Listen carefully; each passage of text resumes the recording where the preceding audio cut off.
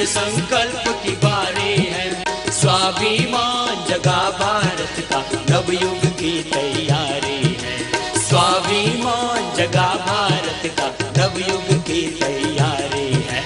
भ्रष्टाचार को अब न सहेंगे, सदाचार की बारी है। भ्रष्टाचार को अब न सहेंगे, सदाचार की बारी है। स्वाभिमान जगा भारत का, नवयुग की तैयारी है। स्वाभिमान जगा भारत का, नवयुग की तैयारी है। जाग उठा है देश सारा, दृढ़ संकल्प की बारी है। स्वाभिमान जगा भारत का, नवयुग की तैयारी है। स्वाभिमान जगा भारत का, नवयुग की तैयारी है। अपने द्वितीय चरण की भारत स्वाभिमान यात्रा के अंतर्गत राष्ट्रनायक स्वामी रामदेव जी महाराज उत्तराखंड के दौरे पर हैं। उत्तराखंड पहाड़ों का प्रांत है और पहाड़ों में आबादी का घनत्व कम होने के बावजूद भी कोटद्वार, पौड़ी और गोपेश्वर में आयोजित योग शिविरों और जनसभाओं में हजारों का जन सैलाब उमड़ा, जो ये दर्शाता है कि अब पूरा उत्तराखंड स्वामी जी के भारत स्वाभिमान अभियान के साथ है। उत्तराखंड में जारी भारत स्वाभिमान यात्रा को जारी रखते हुए राष्ट्रनायक स्वामी रामदेव जी महाराज का आगमन हुआ चमोली जिले के गौचर ग्राम, जहां ग्रामवासियों ने स्वामी जी महाराज का तिलक व आरती कर अभूतपूर्व स्वागत किया। मंच पर स्वामी जी महाराज को गढ़वाली टोपी और स्मृति चिन्ह भेंट कर ग्रामवासियों ने अपने सम्मान को प्रकट किया। तत्पश्चात ग्रामवासियों ने पुष्पहार प्रदान कर स्वामी जी महाराज का आशीर्वाद प्राप्त किया। गौचर की सभा में आए हजारों लोगों को स्वामी जी महाराज ने आदर्श जीवन और आदर्श राष्ट्र के निर्माण का संकल्प दिलवाया तथा रोगों के घरेलू उपचार की जानकारी दी। पूरे भारत भर में एक संकल्प के साथ हम योग शिविरों का और योग विज्ञान शिविर के साथ ये राष्ट्र निर्माण शिविरों का आयोजन कर रहे हैं। मैं 2-4 वाक्य पहले आपसे कहता हुआ अपनी बात शुरू करूंगा। बहुत महत्वपूर्ण बातें आपकी जिंदगी के साथ जुड़ी हुई। मैं जो भी कुछ कहूं उसको इसलिए मत मानना, मैं जो भी कुछ कहूं उसको इसलिए मत मानना कि मैं कह रहा हूं या शास्त्रों ने कहा है, ऋषियों ने कहा है और उसको मानना ही है। नहीं, जो मैं कह रहा हूं यदि वो तर्क संगत है, यदि वो युक्ति संगत है, यदि वो प्रामाणिक है, यदि उससे आपका इस समाज का, देश का हित होने वाला है, तो उस बात को मानना। यदि मेरी बात अतार्किक हो, अप्रासंगिक हो, अव्यवहारिक हो, अप्रामाणिक हो, तो कतई मत मानना। हम पहली बात तो योग की करते हैं। योग का सीधा लक्ष्य है कि हमारी शक्तियों को जगाना, हमारी शक्तियों को बढ़ाना। बिना योग किए एक व्यक्ति की सामान्य शक्तियां जागृत होती हैं। योग करने के बाद एक व्यक्ति में सैकड़ों, हजारों, लाखों, करोड़ों व्यक्तियों जितना सामर्थ्य आ जाता है। सामान्य रूप से हम सबकी सामान्य शक्तियां जागृत होती हैं। योग करके हमारा शरीर बल, हमारा मनोबल, हमारा बुद्धि बल, हमारा आत्मबल बहुत प्रबल हो जाता है और जिंदगी में आगे बढ़ने के लिए यह बहुत जरूरी होता है। वैसे भी शरीर को चलाने के लिए आधा घंटे की एक्सरसाइज सबको करनी ही चाहिए, यह तो मेडिकल साइंस भी मानता है। जैसे जैसे उम्र बढ़ती जाती है ऐसे ऐसे रोग होते जाते हैं। सिर के बाल झड़ने लगते हैं, आंखों पर चश्मा आ जाता है, चेहरे के ऊपर झाइयाँ पड़ने लगती हैं, फिर धीरे धीरे जो है स्किन के ऊपर झुर्रियाँ आने लगती हैं, फिर डाइजेशन भी वीक हो जाता है, फेफड़े कमज़ोर हो जाते हैं, हार्ट भी कमज़ोर हो जाता है, कॉन्स्टिपेशन होने लगता है, फिर उम्र के साथ साथ घुटने भी कमज़ोर हो जाते हैं, आंखों से भी दिखना कम हो जाता है। ये क्रम शुरू हो जाता है। यदि आप योगाभ्यास करोगे तो आपको लाइफस्टाइल डिजीज नहीं होंगी, ये बहुत बड़ी बात है। 100 में से 99 आदमी किसी न किसी बीमारी से परेशान है। स्ट्रेस तो एक कॉमन फैक्टर है, सबको तनाव है। तनाव कई रूपों में आता है। यदि आपको गुस्सा आता है तो समझ लो आप तनाव से पीड़ित हैं। जैसे कोई रोग होता है ना, उसका लक्षण होता है। जैसे किसी का बीपी नॉर्मल नहीं है, या तो उसका बीपी लो है या हाई है, तो उसकी नॉर्मल रेंज क्या है? नॉर्मल रेंज है कि 80-120 रहना चाहिए। शुगर की नॉर्मल रेंज क्या है? वो खाली पेट 70-80-100 और खाने के बाद 100-125 से ज्यादा नहीं होना चाहिए। कोलेस्ट्रॉल की नॉर्मल रेंज है 100-125 से ज्यादा नहीं होना चाहिए। क्रेटिनिन की नॉर्मल रेंज है 0.5 से लेकर के 1.5 से ज्यादा नहीं होना चाहिए। एसजीओटी, एसजीपीटी आदि जो है वो 30-40 से ज्यादा नहीं होनी चाहिए। इसी तरह से हमारे T3, T4, TSH हो, हमारे डिफरेंट केमिकल्स हो, हार्मोन्स हो, उनकी एक रेंज है। हमारा वेट कितना होना चाहिए? जितनी हमारी बॉडी की हाइट होती है उतना, जितनी इंच हाइट उतना किलो वेट। ना ओवरवेट होना चाहिए ना अंडरवेट होना चाहिए। ऐसे ये फिजिकल फिटनेस के पैरामीटर्स हैं। ऐसे मेंटल फिटनेस के पैरामीटर्स क्या हैं? आपको गुस्सा नहीं आना चाहिए। मामूली सा गुस्सा आएगा तो चलेगा। कैसा? जैसे जल के ऊपर तरंगाइर खत्म हो गई। लेकिन गुस्से में साहब क्या क्या नहीं कर देते हम। घर में तोड़ फोड़ मचा देते हैं। बच्चे नाराज हो जाएं तो पुस्तकें फेंकने लग जाते हैं, खाना नहीं खाते हैं। कुछ लोग तो थाली उठा उठा करके फेंक देते हैं खाते समय। यदि आपको गुस्सा आता है, इसका मतलब आप स्ट्रेस के रोगी हैं। आप सुबह से शाम तक निराश बैठे रहते हैं, इसका मतलब आपको तनाव है। आपको हंसी नहीं आती है कभी। किसी को बोलो ना भाई थोड़ा हंस लो, तो बोले दिमाग खराब है क्या? है? उसको हंसने के लिए भी बोलो तो ये लगता है इसका दिमाग खराब है। आपको गुस्सा आता है, आप क्रोध करते हैं, आप बात बात में नाराज हो जाते हैं, आप हमेशा ऐसे अकेलापन आपके अंदर होता है और आप ऐसे किसी से मिलना जुलना पसंद नहीं करते हैं, तो इसका मतलब आप तनाव के रोगी हैं। किसी को तनाव है, किसी को डाइजेशन की प्रॉब्लम है, अलग अलग बीमारियां सब, किसी को और दूसरी शारीरिक बीमारियां। तो जो योग करेंगे उनको कोई रोग नहीं होगा। एक पहली बात। मैं 3 बातें व्यक्ति के संदर्भ में, देश के संदर्भ में और दुनिया के संदर्भ में कह रहा हूं, जरा सुनना। रोग स्वाभाविक नहीं है। हम सोचते हैं कि रोग तो होते ही हैं। रोग स्वाभाविक नहीं है। यदि हम योग नहीं करते तो हमारे शरीर में रोग होते हैं। यदि रोग स्वाभाविक होते तो मुझे भी बीपी होना चाहिए, मुझे भी शुगर होना चाहिए, मुझे भी थायराइड की बीमारी होनी चाहिए, मुझे भी हार्ट की प्रॉब्लम होनी चाहिए, मुझे भी कॉन्स्टिपेशन होना चाहिए, मेरी भी स्किन के ऊपर जो है प्रॉब्लम होनी चाहिए। और यदि काम करने से बीमारियां होती हो, जिम्मेदारी से बीमारी होती हो, तो मुझे भी होनी चाहिए। आप काम करते हैं यदि 8 घंटा, 10 घंटा, 12 घंटा, तो मैं 16-18 घंटा काम करता हूं। आपके ऊपर यदि जिम्मेदारी है एक परिवार की, तो मैंने जिम्मेदारी ली हुई है कि हम 121 करोड़ भारतवासियों को रोगी से निरोगी बनाएंगे और व्यसनी से उनको निर्व्यसनी बनाएंगे और उनको दरिद्रता से मुक्त करके स्वस्थ, समृद्ध, संस्कार, वैभवशाली बनाएंगे। तो ये तो जिम्मेदारी तो हमने भी ले रखी है, लेकिन जिम्मेदारी से बीमारी नहीं होती। जिम्मेदारी से बीमारी, आयु बढ़ने से भी बीमारी, और बीमारी नेचुरल नहीं होती, बीमारी स्वाभाविक नहीं है। योग न करने के कारण से रोग हो जाते हैं हमारे शरीर में। हम ये मान बैठते हैं कि ये बीमारियां तो होती ही हैं। नहीं, बीमारियां स्वाभाविक नहीं है। एक और बड़ी बात मैं सामाजिक रूप से कह रहा हूं, राष्ट्रीय रूप में कह रहा हूं, गरीबी भी स्वाभाविक नहीं है। देश को लूट करके गरीब बना दिया गया है। अपने देश में इतनी बड़ी स्ट्रेंथ है, अपने देश में इतनी बड़ी पावर है, अपने देश के अंदर इतनी बड़ी शक्ति है।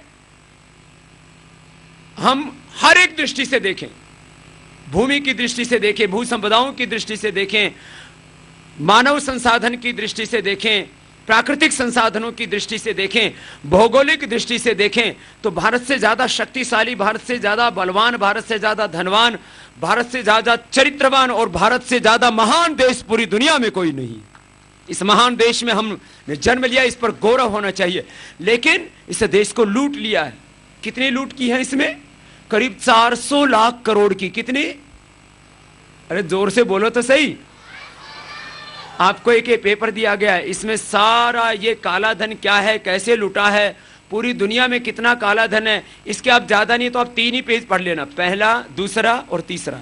पूरी दुनिया में करीब 3000 लाख करोड़ रुपए के काले धन की अर्थव्यवस्था है। कितना? 3000 लाख करोड़। तो अब हमें एक ही काम करना पड़ेगा, अच्छाई को बढ़ाना पड़ेगा, बुराई को मिटाना पड़ेगा। पूरी दुनिया में ये काले धन की अर्थव्यवस्था तो इतनी खतरनाक चल रही है। पहले तो मैंने कहा था कि 70 से ज्यादा देशों में काला धन जमा है। कितने से ज्यादा देशों में? 70 से ज्यादा देशों में। लेकिन अब जैसे जैसे पता लग रहा है अमेरिका के 25 सांसदों के एक पत्र के द्वारा कि सबसे बड़ा टैक्स हेवन आज अमेरिका बन चुका है। सबसे ज्यादा काला धन आज पूरी दुनिया में अमेरिका के अंदर जमा है। और अब तो ये छोटे छोटे टैक्स हेवन, स्विट्जरलैंड जैसे, लामास जैसे, सिंगापुर जैसे, दुबई जैसे, ऐसे छोटे छोटे को 100 द्वीप थे छोटे छोटे, लग्जमबर्ग जैसे, इनमें से पैसा निकाल के सब अमेरिका के अंदर 10.6 ट्रिलियन डॉलर, 500 लाख करोड़ रुपए तो अमेरिका के 25 जो एमपीज हैं, ये फ्लोरिडा डेलीगेशन के नाम से राष्ट्रपति और वित्त मंत्री के नाम उन्होंने पत्र लिखा, उसमें खुलासा हुआ है। और उसमें जो है यूएस प्राइवेसी लॉ जैसे स्विट्जरलैंड के अंदर कानून बने हुए हैं कि जो पैसा जमा कराएगा उसके बारे में कोई जानकारी लीक नहीं की जाएगी। ऐसे खतरनाक कानून बना करके, जैसे अमेरिका आतंकवाद के बारे में दोहरी नीति अपनाता है कि उसके ऊपर आतंकवादी हमला होता है तो जो है आकाश पाताल एक कर देता है, और भारत के ऊपर आतंकवादी हमला होता है तो कुछ नहीं बोलता है। ऐसे ही काले धन के बारे में अमेरिका का कोई बयान नहीं आएगा, क्योंकि काला धन जमा करने वाला विश्व का सबसे बड़ा सरगना भी अमेरिका ही है। काला धन हमने कहा इसको राष्ट्रीय संपत्ति घोषित करो और इसको क्राइम अगेंस्ट स्टेट घोषित करके यूएन कन्वेंशन के रूल ऐसे बने हुए हैं, यदि राष्ट्रीय संपत्ति घोषित करके और उस विदेशों में काले धन जमा करने को राष्ट्र अपराध घोषित करके भारत सरकार कार्रवाई करती है तो 400 लाख करोड़ रुपए हिंदुस्तान को मिल जाएगा और हिंदुस्तान दुनिया का सबसे अमीर मुल्क बन जाएगा। न यहाँ गरीबी रहेगी, न यहाँ अशिक्षा रहेगी, न यहाँ पर बेरोजगारी रहेगी, न यहाँ पर महंगाई रहेगी। अपने ये गोचर कौन से जिले में आता है? चमोली में। ये 400 लाख करोड़ रुपए वापस मिलता है तो चमोली को कितना मिलेगा? सबने याद कर लिया है, अपना हिसाब किताब रखने लग गए हैं।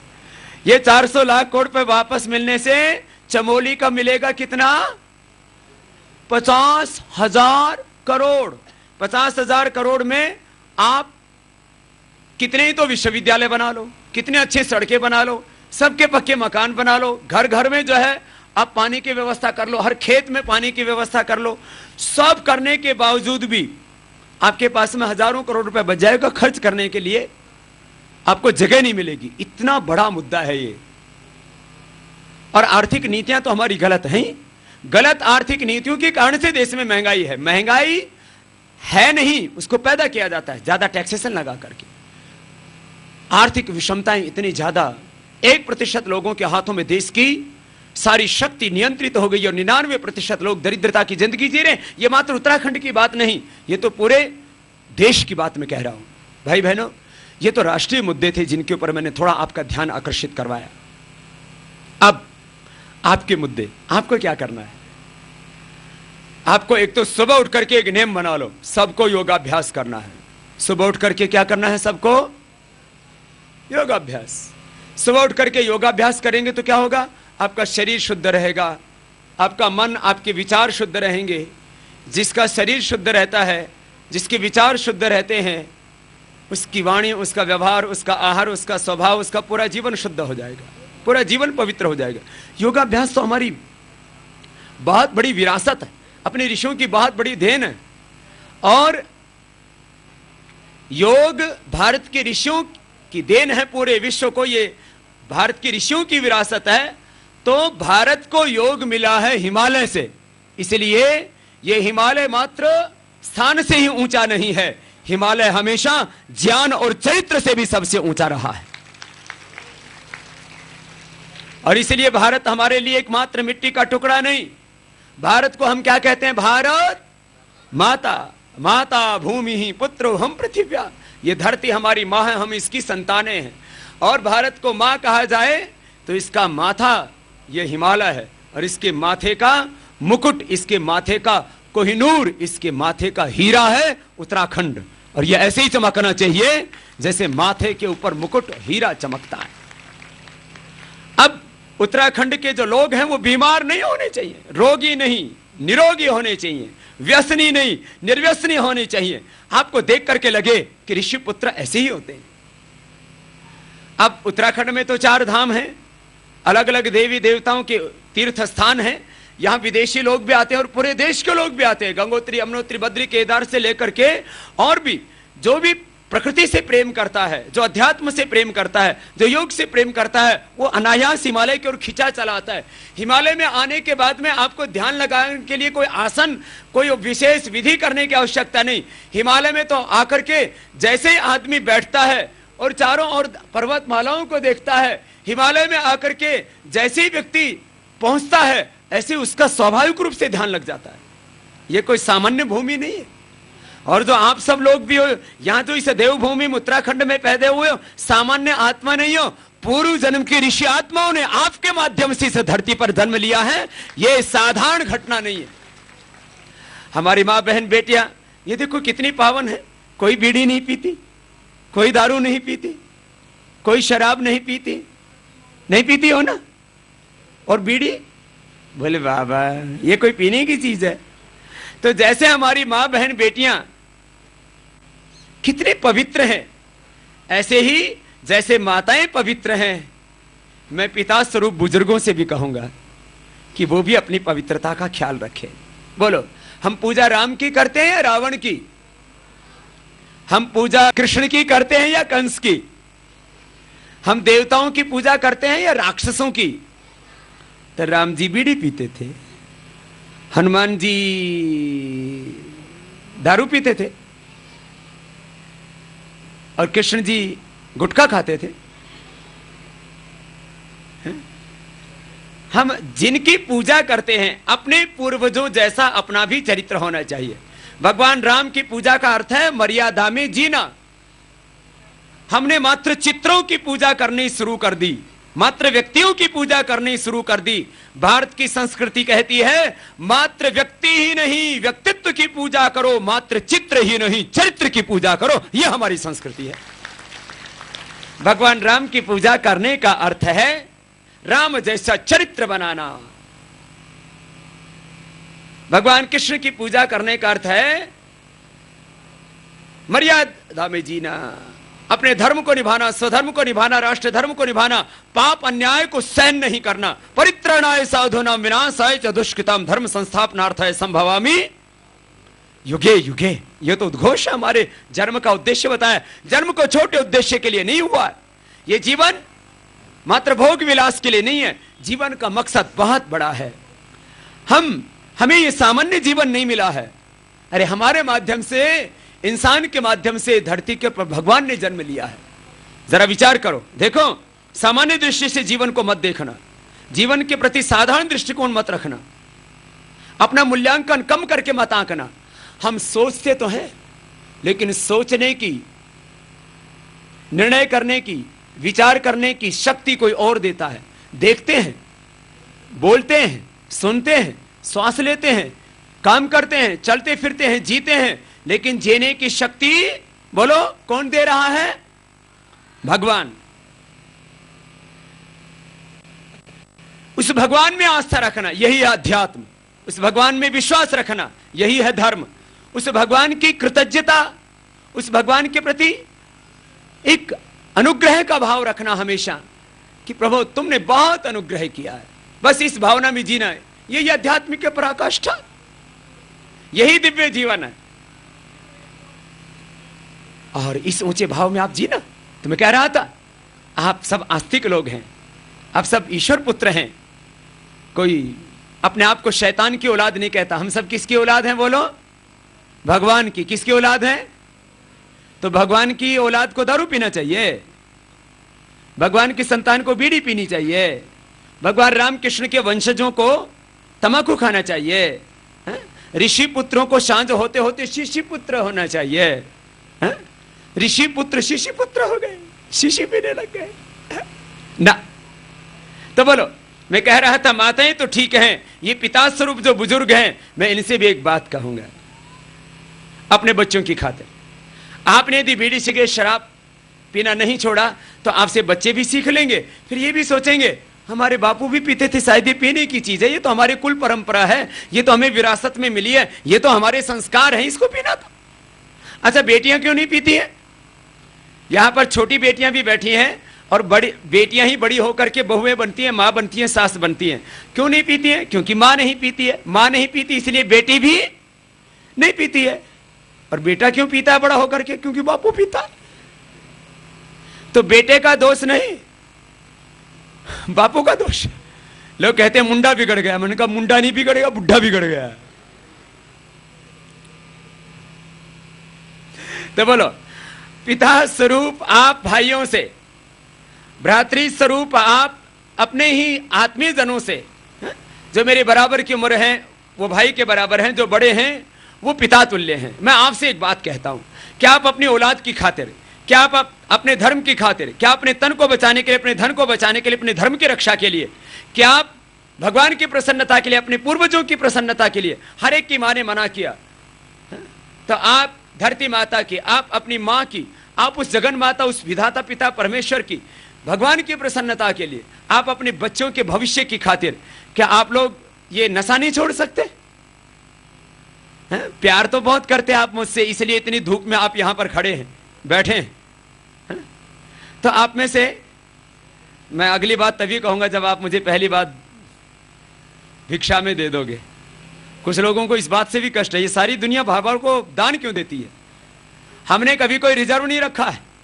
इन्होंने तो सारे देश के जो नेचुरल रिसोर्सेज है उनको भी बेच डाला, और जो दिया उसको भी लूट डाला। हमने जो देश के लोगों ने दिया कोई रिजर्व नहीं रखा। उससे पतंजलि पीठ बनाया, पतंजलि विश्वविद्यालय बनाया, पतंजलि आयुर्वेद को कॉलेज बनाया, हमने योग ग्राम बनाया, हमने आयुर्वेद को सन्यासी शिखर तक पहुंचाया। हमने कोई रिजर्व नहीं रखा और हमेशा भिक्षुक वृत्ति में रहते हैं अभी भी। तो आज मेरी झोली में कितने लोग अपने नशे की आहुति डालेंगे? बहनों, तुम तो पीती नहीं हो, इसलिए तुमसे क्या मांगू, तुम अपना गुस्सा दे देना मेरी झोली में, है ना? काम बहुत करती हो, मेहनत बहुत करती हो। पहाड़ में पुरुषों से भी ज्यादा मेहनत यदि कोई करती है तो माताएं होती हैं। ये तो बात सच्ची है ना? तो बोलो, तो तुमसे एक ही चीज मांगी है, कितने लोग दोगे मुझे? बोलो ना ईमानदारी से। कुछ लोगों ने तो हाथ खड़े कर दिए, कुछ अरे हाथ खड़े करके बोल दो ना। हाँ, बाबा एक ही तो चीज मांग रहा है, दोनों हाथ उठा करके जरा। अच्छा, ये तो दे रहे हैं, ये खड़े वाले कोई नहीं गड़बड़ करते, और बैठे वाले पुलिस वाले भी करते होंगे कोई कोई। बाद में पुलिस वाले हो, पहले तो ऋषि पुत्र हैं आप भी। हाँ? तो आज जितने भी यहां पर भाई बहन हैं, सब संकल्प लेकर के जाएंगे। सभी हाथ उठाएंगे, सभी हाथ उठा लो। सभी संकल्प लेकर के जाएंगे, आज के बाद कोई भी बीड़ी सिगरेट शराब को हाथ, जरा हाथ ऊंचे रखो, आज के बाद कोई भी नशे को हाथ। बोले भारत माता की, गौ माता की, गंगा मैया की, और गोचर वालों की भी। अब आपसे आपकी बातों पर आता हूं, छोटी छोटी बीमारियों के बारे में।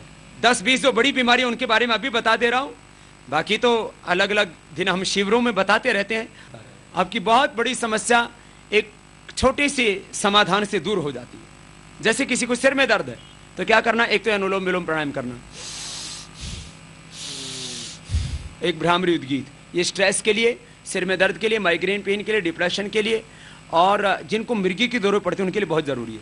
फिर मेधावटी ले लेना, जिनको सिर में दर्द है। क्या ले लेना? मेधावटी। जिनकी मेमोरी वीक है उनके लिए भी अच्छा है। किसी को पढ़ते हैं याद ही नहीं होता, याद करते हैं तो फिर अगले दिन भूल जाते हैं, डिलीट हो जाता है। तो जिनका दिमाग कमजोर है उनके लिए भी मेधावटी। सिर की नसें कमजोर होती हैं, उससे दर्द हो जाता है, उसके लिए भी मेधावटी। किसी किसी को पित्त बढ़ने से सिर में दर्द हो जाता है तो वो उल्टी कर लिया करें। देखो, अब सिर में दर्द कई तरह का है। एक है पित्त बढ़ने से सिर में दर्द, तो पित्त बढ़ जाए तो सुबह उठ करके पानी पी लो, थोड़ा गुनगुना पानी। पानी करीब 1 लीटर पानी पी जाओ, 1 लीटर या 1.25 लीटर, जितना आप पी सकते हैं इतना पी लो कि बस यहां तक भर जाए, उल्टी हो जाए पीते पीते। तो फिर उल्टी कर दो तो पित्त बाहर निकल जाएगा, सिर में दर्द ठीक हो जाएगा। फिर किसी किसी को कफ के कारण से सिर में दर्द होता है। कफ के कारण से सिर में दर्द होता हो तो क्या करो, ऐसी 1 बोतल पानी ले लो और उसके अंदर 1 चम्मच रीठा और 1-1 ग्राम सूंठ और काली मिर्च ये डाल दो, बस 3 चीजें डाल दी। क्या डाला, एक बोतल ऐसे पानी ले लिया, आधी बोतल ले लो, आधी बोतल पानी ले लो, 1 गिलास पानी ले लो, बोतल छोटी बड़ी होती है, 1 गिलास पानी ले लिया, 1 चम्मच रीठा डाल दिया, 1 ग्राम सूंठ, 1 ग्राम काली मिर्च डाल के रख दिया। इसको 1 दिन के बाद, 1 दिन रात रखा रहेगा, अगले दिन छान के रख लो। अब इसको नाक में डाल दो, ये पानी ऐसे ड्रॉपर से डाल दो या चम्मच से डाल दो। फिर क्या होगा, एकदम थोड़ा लगेगा और इससे क्या होगा, कफ निकलेगा, सब ये साफ हो जाएगा एकदम। ये हम करीब पिछले 20 वर्षों से प्रयोग कर रहे हैं, रीठे का झोल बोलते हैं हम इसको। इससे सिर में दर्द और नजला कितने ही साल पुराना हो खत्म हो जाता है। किसी किसी को मैंने तो अपनी आंखों से देखा है, 100, 200, 250 ग्राम कफ निकल करके बाहर आता है, यहां जम जाता है कफ, ऑपरेशन करके निकालना पड़ता है, यहां जम जाता है कफ। देखो वायु का स्थान है जोड़, कफ का स्थान है ये माथा और ये नाक, फिर ये गला ये, और पित्त का स्थान है पित्ताशय, आंतें, मूत्राशय। पित्त बढ़ेगा तो पेशाब पीला पीला आने लगेगा, पित्त बढ़ेगा तो पेट में भी अल्सर होने लगेगा, खट्टी डकाने आने लगेंगे, आंखें भी लाल हो जाती हैं। वायु बढ़ेगा तो जोड़ों में दर्द होने लगता है, और ये जो कफ बढ़ता है तो छाती में घर घर होने लगती है, गला खराब होने लगता है और यहाँ भारी हो जाता है। तो ये बताया मैंने सिर दर्द के लिए। एक और उपाय, जलनेती भी किसी को आती हो तो वो कर लेना सिर में दर्द के लिए। गाय का घी या बादाम का तेल ये नाक में डालने से सिर में दर्द अच्छा हो। अब इसमें किसी को रीठे का झोल से ठीक हो जाएगा, किसी को गाय का घी डाल लेना या बादाम का तेल डाल लेना, या किसी किसी को तो ये अनुलोम विलोम करने से सिर में दर्द अच्छा हो जाता है। ब्रेन को पूरी ऑक्सीजन मिल जाती है, राइट नॉस्ट्रिल का लेफ्ट ब्रेन से, बाएं नाक का दाएं दिमाग से, दाएं नाक का बाएं दिमाग से संबंध होता है। पूरा शरीर चलता है, देखो पेट से पूरा शरीर बनता है, पूरा शरीर अंदर से, और फिर पूरे बॉडी को ऑर्डर देता है दिमाग, फिर दिमाग को कंट्रोल किया जाता है नाक से। ये सिस्टम बता दिया है। कपालभाति करने से शरीर अच्छा होगा, अनुलोम विलोम करने से दिमाग अच्छा होगा। शरीर और दिमाग दोनों ठीक रहे तो आदमी ठीक ही रहेगा। ये अनुलोम विलोम तो आपको सिर में दर्द के लिए बताया। ऐसे ही किसी को बीपी बहुत रहता है तो अनुलोम विलोम भ्रामरी करो, लौकी का जूस पियो। बहुत ज्यादा बीपी रहने पर मुक्तावटी ले लेना जो आपको आश्रम से मिलती है, थोड़े दिन ले लेना, बीपी परमानेंट क्योर हो जाता है। ऐसे किसी को आंखों की समस्या है तो अदरक, नींबू, प्याज 1-1 चम्मच, शहद 3 चम्मच मिला देना। ये दृष्टि करके आई ड्रॉप भी हम उपलब्ध कराते हैं। लाखों करोड़ों लोगों ने इसका फायदा उठाया है। इससे आंखों का रोग पूरी तरह मिट जाता है, कैसा भी आंख का रोग, कैटरेक्ट, ग्लूकोमा तक की बीमारी, चश्मा आंखों का उतर जाता है। फिर किसी किसी को छींकें बहुत आती हैं, कपालभाति और अनुलोम विलोम से छींक ठीक हो जाती हैं। एक तो ये, एक ये। फिर 100 ग्राम बादाम, 20 ग्राम काली मिर्च, 50 ग्राम खांड, बादाम, काली मिर्च और खांड इनका पाउडर करके खाने से नजला ठीक हो जाता है। कितना ही ज्यादा नजला हो, कितना ही ज्यादा कफ हो, अब त्रिकुटा ले सकते हैं, सौंठ, पीपल, काली मिर्च, इसको त्रिकुटा बोलते हैं। शहद में 1-1 चम्मच चाट लिया। अब किसी को जोड़ों में बहुत दर्द रहता है, अब जोड़ों में बहुत दर्द रहता है तो हल्दी, मेथी, सौंठ ले लो, हल्दी, मेथी, सौंठ पाउडर करके 1-1 चम्मच ले लो और प्राणायाम करो। खट्टी चीज मत खाओ। और ये ग्वार पाठा, सब जानते हैं ग्वार पाठा, ये बहुत होता है इधर पहाड़ में। ग्वार पाठा, घृत कुमारी, एलोवेरा, ये इतना अच्छा होता है कि ग्वार पाठा लेने से अद्भुत लाभ होता है जोड़ों के दर्द के लिए। इससे बेहतर कोई भी चीज नहीं। हमने देश के लोगों को एलोवेरा का जूस जब से उपलब्ध कराया, एलोवेरा का जेल उपलब्ध कराया, अब तो एलोवेरा के बहुत उत्पाद हम उपलब्ध कराते हैं। ये अद्भुत लाभ करता है। इसको ना ऐसे काट करके ना फिर रख देते हैं शाम को, फिर सुबह इसका ऐसे ये चाकू से ये ऊपर का छिलका उतार के ये अलग हो जाता है। ये छिलका है ना, ये चाकू से जब आप उतारेंगे तो ये छिलका बिल्कुल ऐसे ही अलग हो जाता है, जैसे मैं कर रहा हूँ ना अभी ऐसे। फिर अंदर से रस निकलता है। इसको क्या करना होता है, इसका जो रस है ऐसे तो ये बहुत लिसा होता है, बहुत चिकना चिकना होता है, घी से भी ज़्यादा ताकतवर होता है। घी तो आजकल 400-500 रुपए किलो मिलता है और उसमें भी मिलावट मिलती है, ये एकदम ओरिजिनल है। घी से भी ज़्यादा ताकतवर होता है, इसलिए इसका नाम क्या है, घृता कुमारी, ऐसा घी है जो भी खाएगा वो कुमार हो जाएगा, बुढ़ा गुड्डा जैसा लगेगा और बुढ़िया गुड़िया जैसे लगेगी। सनातन धर्म महाविद्यालय, खेल मैदान, भोपा रोड, मुजफ्फरनगर। इससे स्किन की ड्राइनेस खत्म हो जाती है, स्किन ड्राई नहीं रहेगी और आपके शरीर के सब अंग प्रत्यंग भीतर से ताकतवर हो जाएंगे। इम्यून सिस्टम को बहुत अच्छा कर देता है ये घृत कुमारी। तो सबको लेना चाहिए, जो भी स्वस्थ रहना चाहते हो वे कुछ जड़ी बूटियां रोज सेवन किया करें, जैसे आंवला, जैसे तुलसी, जैसे घृत कुमारी। ये घृत कुमारी के साथ साथ एक गिलोय भी हर घर में लगाओ, बड़ी स्वस्थ गिलोय होती है इधर। जो गिलोय का सेवन कर, एक 4 अंगुल की डंडी ले ले, उसको जिंदगी में हार्ट की बीमारी, कैंसर की बीमारी, टीबी की बीमारी, शुगर की बीमारी होने का तो मतलब ही नहीं। 7 दिन में एक बार एक छोटी सी डंडी लेकर के, और इसको क्या करना होता है, चबा लो, ऐसी डंडी होती है इसकी। ये डंडी लेकर के, ये जो है अभी सबसे अच्छी होती है गिलोय, जो है अभी दिवाली से लेकर के और जनवरी फरवरी तक। अभी थोड़े दिनों के बाद इसके पत्ते झड़ जाएंगे, उस समय सबसे अच्छी होती है। ऐसे कभी भी 7 दिन में एक बार ऐसे ये लेकर के और इसको 4-5 अंगुल डंडी खा लो ऐसे। वैसे भी यहाँ तो अच्छी, ज्यादा कड़वी नहीं है, थोड़ी कड़वी होती है, 2-4 दिन के बाद ठीक लगने लगते हैं। जैसे करेला भी तो खाते हैं हम, इसको खा लो। जिंदगी में कभी टीबी की बीमारी, शुगर की बीमारी नहीं होगी, कभी कैंसर की बीमारी भी नहीं होगी। अरे बड़ी बीमारी तो बात छोड़ो, जो गिलोय का सेवन करेंगे उनको कभी बुखार भी नहीं चढ़ेगा। कितनी बड़ी बात, बुखार भी नहीं आएगा। राम राज्य में किसी को बुखार नहीं होता था, कोई गरीब नहीं था, कोई कम आयु में नहीं मरता था। सब योग अभ्यास किया करते थे, जड़ी बूटियों का सेवन किया करते थे। ये पुरानी परंपरा हमारी, मर्यादा में जिया करते थे, संयम सदाचार का जीवन जीते थे। तो ये भाई बहनों, घृत कुमारी, ये गिलोय और तुलसी, तुलसी हर घर आंगन में होनी चाहिए। आप भी लगाते हो ना घर में, और तुलसी की पत्ती भी खाया करो। जिस घर में तुलसी होती है उस घर में किसी तरह की कोई नकारात्मक ऊर्जा नहीं होती, और जिस शरीर में तुलसी चली जाती है उसमें कोई रोग नहीं रहता। गो को, तुलसी को बहुत पवित्र मानते हैं। गोमूत्र, गाय का दूध हो, गोमूत्र हो, गाय का घी हो, कुछ भी हमारे शरीर में एक बूंद भी चला जाए तो अपना शरीर पवित्र हो जाता उससे। ये गोचर का नाम, पहले यहां गाय बहुत तादाद में थी इसलिए तो नहीं है, कुछ ऐसा ही होगा। हमने तो पहाड़ की गायों का मूत्र अभी करीब 10,000 लीटर से ज्यादा अभी कलेक्ट करा रहे हैं। आगे हमारा लक्ष्य 20-30 हजार लीटर का। उसे फिर गोमूत्र का अर्क बनाते हैं और पूरे देश के लोगों को पिलाते हैं। ये पहाड़ की गायों का ही गोमूत्र का अर्क बनाया हुआ है।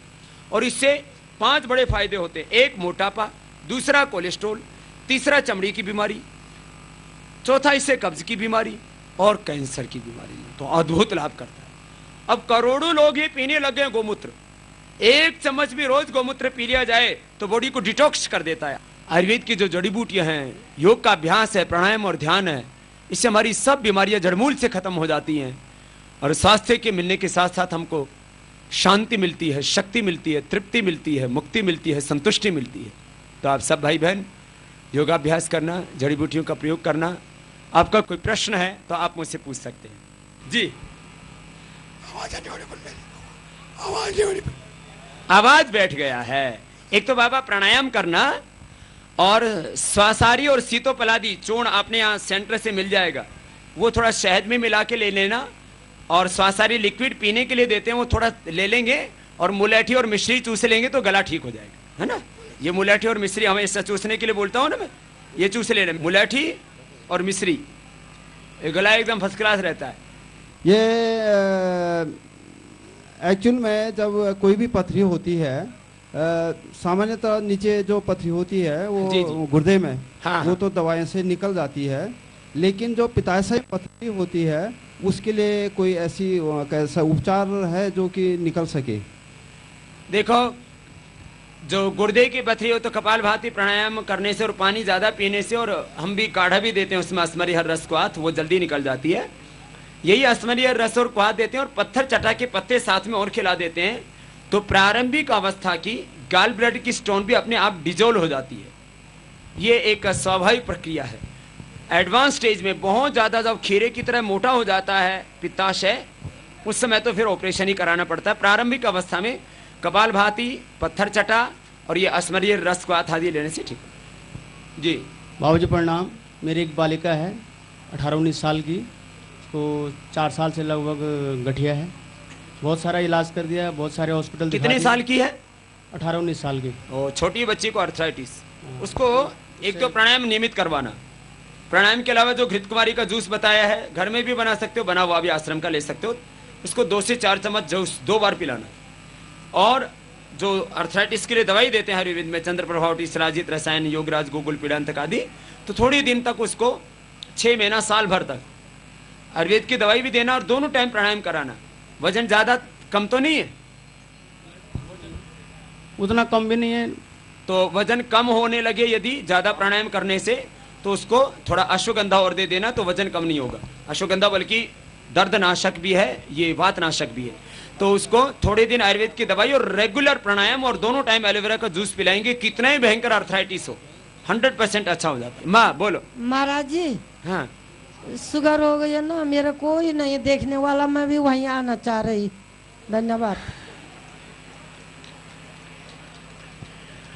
दरअसल माँ को कष्ट बहुत है। माँ तेरे को दवाई दे देते हैं, अभी ले ले दवाई। तो इसको सुनो रे, ये माता जी को एक तो ये दवाई दे दो, वहीं दे आओ। ये 2-2 गोली खा लेना मैया, है ना। ये शुगर की बीमारी ऐसी होती है, आदमी परेशान हो जाता है। 2-2 गोली खाली पेट खा लेना मैया, है ना। ये जो प्राणायाम होता है ना, कपालभाति, अनुलोम विलोम, आधा घंटा करने से शुगर पूरी तरह से खत्म हो जाता है। अब माता बहुत दुखी है ना। दरअसल ये जो बीमारी हो जाती है ना, होने के बाद आदमी को पता लगता है इसका बीमारी का नुकसान क्या। जब तक अपने को बीमारी नहीं, हम हंसते खेलते। जिस दिन बीमारी हो जाती है, आधी खाने की चीजें बंद, आधी उम्र कम, आधी एफिशिएंसी कम हो जाती है, बहुत नुकसान होता है। तो माँ बहुत दुखी है, लेकिन प्राणायाम करेगी तो माँ अच्छा हो जाएगा सब। नमस्कार गुरुजी। ऐसा है, श्वास की बीमारी जो है, दमा की बीमारी से आदमी जो है बहुत परेशान है। जी जी। और चल नहीं पा रहा है, 2 कदम भी नहीं चल पा रहा है। इसके लिए कुछ हमको भी दवा होना चाहिए। प्राणायाम करना, और इसके लिए दवाई आपको दे देंगे। इसके लिए शहद में चाटने की दवाई देते हैं, काढ़ा भी देते हैं श्वासारी पंचकोल का, वो अपने सेंटर से मिल जाएगा पूरा। एक भाई हैं जगदीश प्रसाद केडियाल जी, कहां पर हैं ये सामने खड़े हैं। इन्होंने मेरे को पत्र लिख के दिखा कि 2004 में एम्स में बाईपास सर्जरी के लिए ऑपरेशन की डेट ले ली थी, और योगाभ्यास करके बिना ऑपरेशन के ही ठीक होकर के खड़े हैं 2004 से। बहुत बहुत आशीर्वाद है भाई जगदीश प्रसाद केडियाल जी। ओम बाबा जी के चरणों में कोटि कोटि प्रणाम। प्रणाम। बाबा जी 2004 में मेरी 90% जो है ये ब्लॉकेज हो गए थे, तो किसी ने बताया कि आप जो है कनखल चले जाइए, वहाँ उस टाइम पर जो है ये कृपालु बाग आश्रम में आप हुआ करते थे। जी जी। तो वहाँ से योग सीख करके और लौकी का जूस और हृदयामृत ले करके मैं जब 10 कदम नहीं चल पाता था, आज मैं दौड़ सकता हूँ।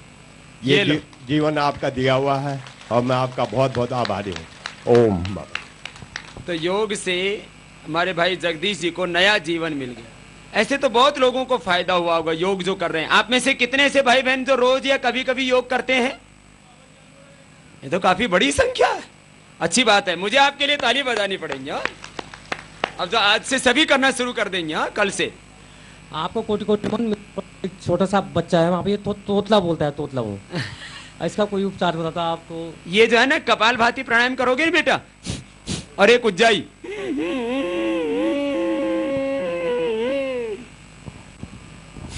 ये 2 प्राणायाम करने से तोतलापन ठीक हो जाता है ना, एकदम अच्छा हो जाएगा। एक तो आप व्रत लेकर के जाना, आज हर दिन सुबह उठ करके क्या करना है? योग। जो योग करेगा उसको कोई रोग, उसके जीवन में कोई नशा नहीं रहेगा, और उसके जीवन में कोई बुराई रहने का तो मतलब ही नहीं। इंसान जो है धीरे धीरे भगवान बन जाता है। ये बहुत ऊंची विद्या है, बहुत बड़ी विद्या है। तो सब प्रतिदिन योगाभ्यास करना, ये आपके जीवन के लिए बहुत जरूरी नियम होगा, और ये आपकी देश को भी सेवा होगी। सब लोग चाहते हैं ना, हम देश के लिए कुछ करना चाहते हैं। जो बीमार होंगे वो देश की सेवा क्या करेंगे, उनकी सेवा देश को करनी पड़ेगी। तो योग करना, दूसरा स्वदेशी का प्रयोग करना। मैं आपसे एक प्रश्न पूछता हूं, देश का पैसा देश में रहना चाहिए कि विदेश में जाना चाहिए? देश में रहना चाहिए। लक्स है, लाइफ बॉय है, कोलगेट है, पेप्सोडेंट है, कोई विदेशी वस्तु का प्रयोग नहीं करना। देश का पैसा देश में रहना चाहिए, इससे देश हमारा धनवान बनेगा, शक्तिशाली बनेगा। तीसरा, अपना काम पूरी ईमानदारी से करो। माताएं अच्छी माँ बने, बच्चों को अच्छा आहार दें, बच्चों को अच्छे विचार दें, बच्चों को अच्छे संस्कार दें, घर परिवार को ऊंचे मूल्यों और आदर्शों को लेकर के चले। पिता जो है वो परिवार का पालन पोषण करते हुए परिवार में ऐसे संस्कारों के, ऐसे उच्च आदर्शों की स्थापना करे। पिता को ऐसा आचरण करना चाहिए जिसका अनुकरण करके पुत्र गौरव की अनुभूति करे। हमें एक अच्छी माँ बनना है, अच्छे पिता बनना है, एक अच्छे नागरिक बनना है। किसान है तो ईमानदारी से खेती करनी है, विद्यार्थी है तो ईमानदारी से पढ़ाई करनी है, और अध्यापक है तो ईमानदारी से पढ़ाना है। अपने काम को जिम्मेदारी से करना है, ये देश की सेवा है। और अंतिम बात, राष्ट्र निर्माण के लिए यदि कोई अपना पूरा जीवन दे सके तो इससे बड़ा जीवन का कोई उद्देश्य नहीं हो सकता। देश के लिए पूरा जीवन देना ये सबके बूते की बात नहीं है। तो अनेक जन्मों के किसी के संस्कार होते हैं जो पूरा जीवन देश, धर्म, संस्कृति, मानवता और भगवान के लिए जीते हैं। अब विधानसभा हो या लोकसभा हो, जब भी चुनाव हो तब प्रत्याशियों से पूछना, क्या आप 400 लाख करोड़ रुपए का काला धन देश को दिलवाएंगे? क्या इस देश में मजबूत लोकपाल से लेकर के कठोर कानून व्यवस्था जिससे कि देश में अपराध ना हो? और तीसरा, आर्थिक नीतियों में परिवर्तन करके ये जो अन्यायपूर्ण व्यवस्थाएं, इनमें बदलाव करके इस समाज में विषमताओं को दूर करके एक न्यायपूर्ण शासन की व्यवस्था, आर्थिक और सामाजिक विषमताओं को समाप्त करके एक ऐसे भारत की रचना जहां पर सभी सुखी और समृद्ध हों, इसके प्रति जो प्रतिबद्ध हों, उन्हीं लोगों को सत्ताओं में बैठाएं। यदि आप भ्रष्ट, बेईमान और गद्दार लोगों को चुनकर के सत्ता में भेज देते हैं तो यह भी देश के साथ धोखा और विश्वासघात होता है। इसलिए जब जब लोकतंत्र का महापर्व चुनाव आता है उस समय आप एक सच्चे भारतीय होने का अपना धर्म निभाना। इसी के साथ मैं गोचर के सभी कार्यकर्ताओं का और सभी इस आयोजन में जिन्होंने सहयोग किया उनका सबकी ओर से एक बार बहुत बहुत अभिनंदन। गौचर वासियों को आदर्श जीवन जीने का ज्ञान देकर युग पुरुष स्वामी रामदेव जी महाराज अपने काफिले के साथ पहुंचे गौचर स्थित कृष्ण गो सदन गौशाला, जहां स्वामी जी महाराज ने गौ माता को गौग्रास खिलाया और गौशाला का अवलोकन कर चल दिए अपने अगले पड़ाव की ओर।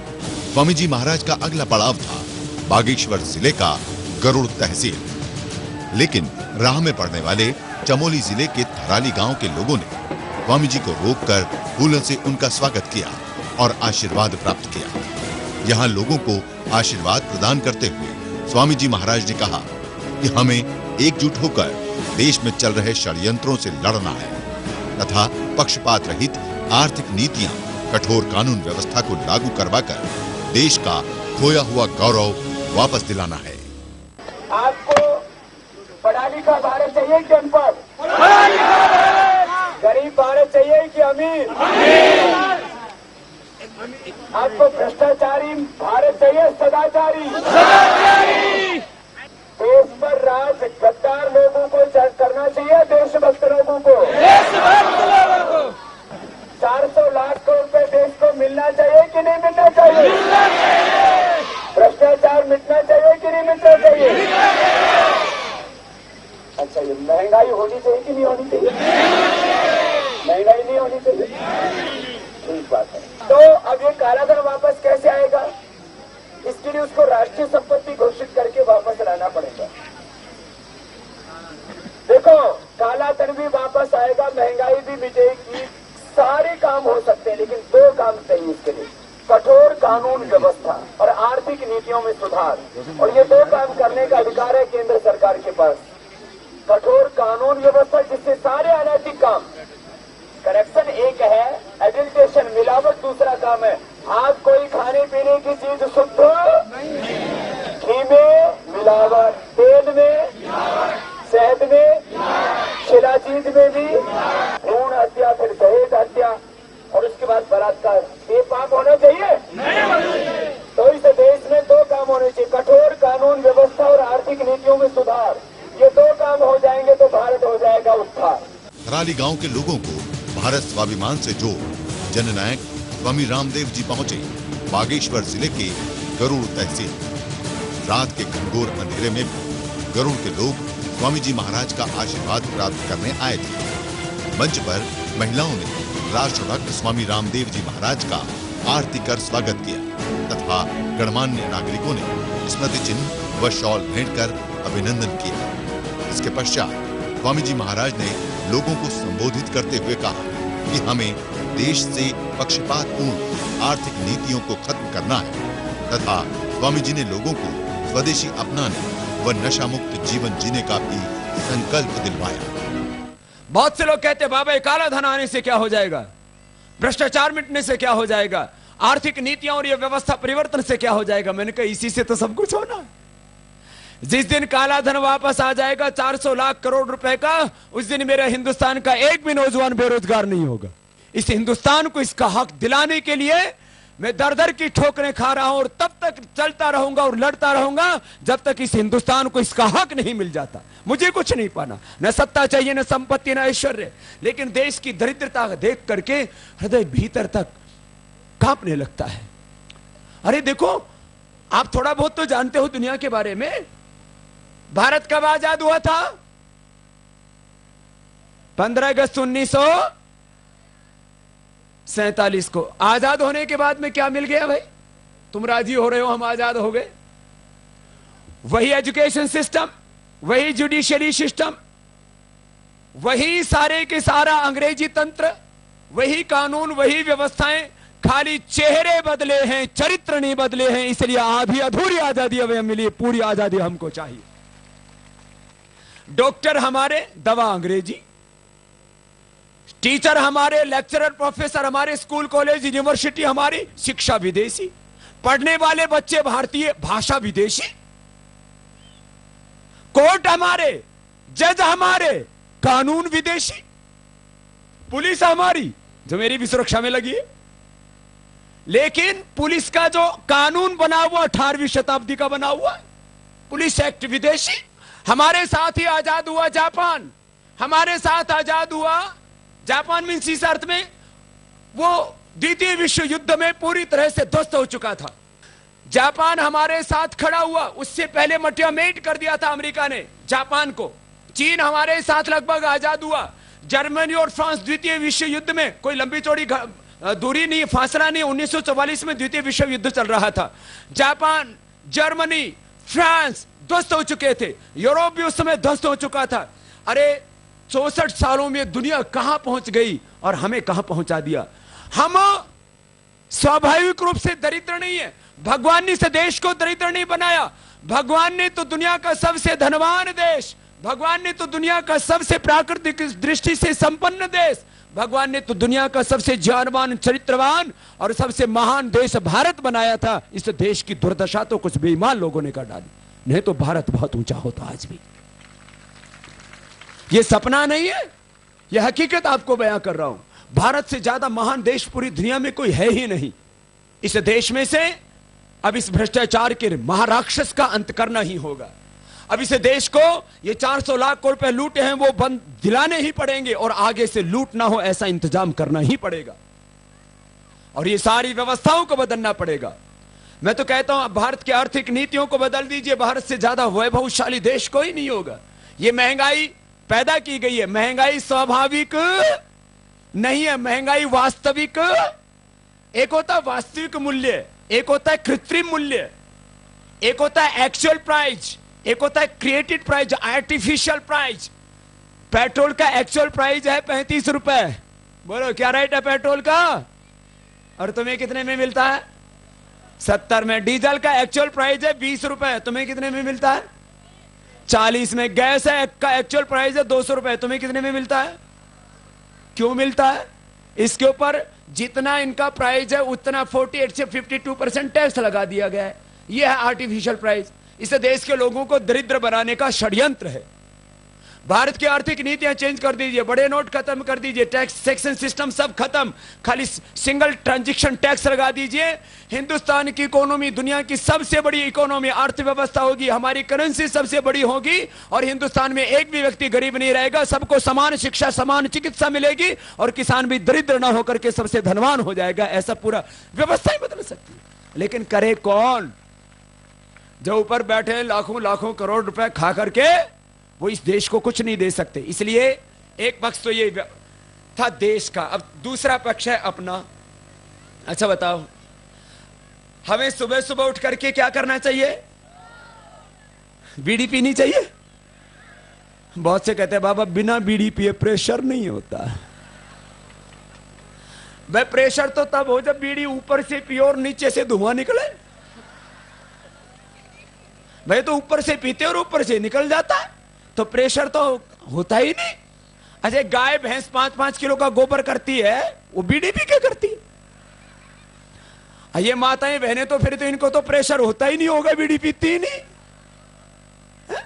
ये बच्चे जो है, ये मेरे सामने बैठे में, बेटे तुम बीड़ी पीते हो तो तुम्हें प्रेशर नहीं होता क्या? अच्छा, हम पूजा किसकी करते हैं? राम की करते हैं, रावण की? कृष्ण की करते हैं, कंस की? हम देवताओं की संतान है, राक्षसों की? देवताओं की। तो कौन सा देवता बीड़ी पीता है बताइए जरा? भगवान राम जी ने तंबाकू खाई, हनुमान जी ने दारू पी। हम पूजा करते हैं राम की, कृष्ण की, हनुमान जी की, और पीते हैं दारू। ऋषि पुत्र होकर के शीशी पुत्र हो गए। तो आज जितने भी हैं सब संकल्प लेकर के जाएंगे, कोई भी बीड़ी सिगरेट शराब को हाथ। जो नहीं लगाने वाले वो तो बोल रहे हैं, लगाने वाले तो बोले बाबा।